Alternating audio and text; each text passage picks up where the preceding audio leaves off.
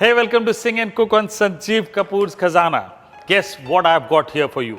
A unique dessert recipe called Phoolmakhane ki Kheer. Now, what is Phoolmakhana? This is what is Phoolmakhana. Let me tell you something about this. Not many people know that these are those seeds available in the florets of lotus flower. It's that you get that bud in the lotus. It's a green looking bud and you'll get these seeds inside them. And when you see this specks of black thing, it's a complete black seed like this. And what happens is they dry roast it mostly in sand and it pops up like popcorn, very unique. Does not have much flavor of its own though, but is very interestingly used in Indian food. You will find this ingredient being used in desserts as well as in savory items. Now, savory items, I know one of them is very popular, Makhane mushroom ki curry, which is very popular among vegetarians. But today, I'm making a Phoolmakhane ki Kheer. So the milk is boiling, a liter of milk that is getting boiled here. I've got a bowl full of Phoolmakhana, and guess what? This is some desi ghee made hot here. So I need to saute this Phoolmakhanas in ghee so that they become nice and crunchy, and then I will add it to the boiling milk which is being reduced now. It's around a liter of milk. I have reduced it to 3/4 the quantity, and here is the ghee that is hot. The Phoolmakhanas into this, saute for some time.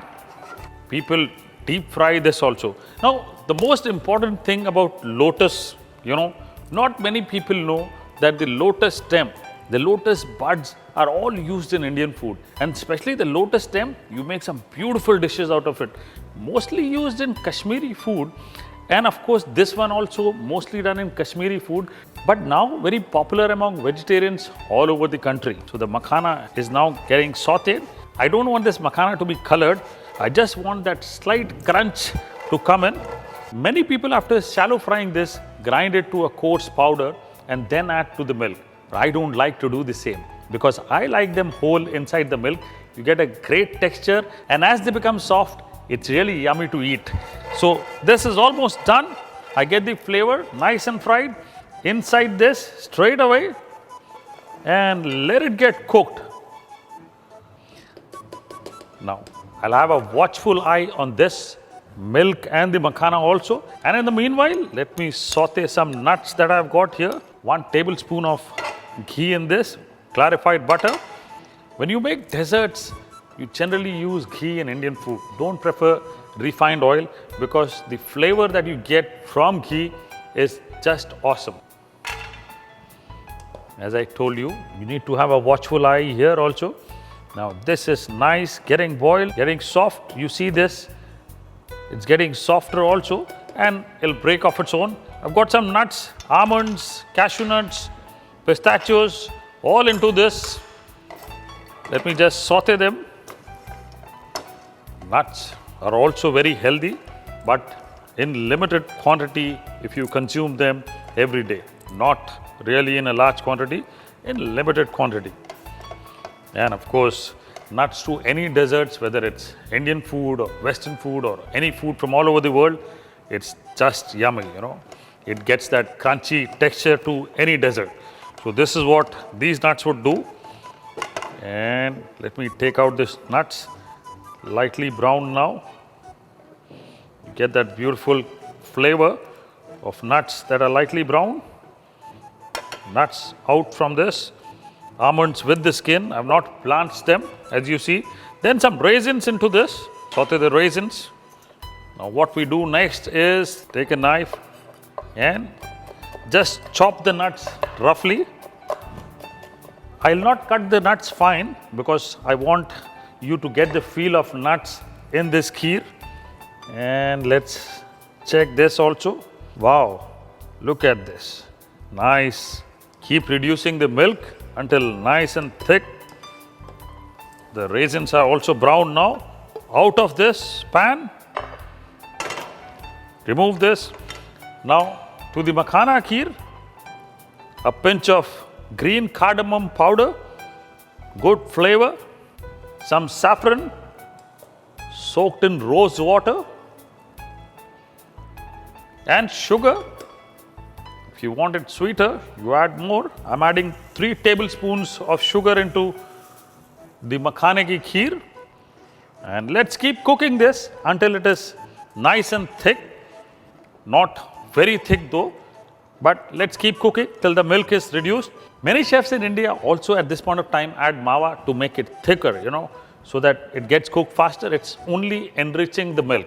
So I would do it by reducing the milk here rather than adding mawa, because I know all my friends from all across the world keep asking me, Chef, what is mawa? What is khoa? We don't get mawa or khoa in our country. Now, let me tell you what mawa and khoya is. Mawa and khoya is the same thing. Milk reduced slowly until it forms a lump, and that mawa is used for making a lot of desserts in Indian food. And it's used for thickening such kheers also. Gets a good rich texture. Wow, look at this. It's beautiful. The milk is now nice and thick, and it's about time to turn the gas off. Let me also put all the nuts in here into the kheer. All nuts inside, and give it a final stir. For this kheer, it's very important to note that it's eaten cold. So you do not thicken it to an extent that as you refrigerate this kheer, it becomes kind of a lump, It should be this thick as you see it here, and then you chill it in room temperature first in a serving bowl and then refrigerate it. So what I'm going to do here is put this kheer in a bowl in which I'm going to serve. Isn't it looking beautiful? You see the nuts, you see some makhanas that are already crumbled in the milk and some that remain whole.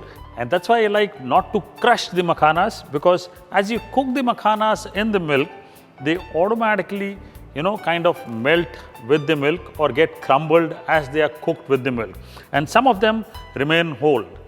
So this is beautiful makhane ki kheer. Wow, look at this. You getting this texture, beautiful. You see pistachios, you see raisins floating on top, you see some specks of saffron and the thickened milk with the makhanas. It's a unique dessert which we Indians prepare. You try it anywhere in the world if you get the makhanas the way I have shown you, unique and simple for any festive occasion. Makhane ki kheer, Phoolmakhana ki kheer.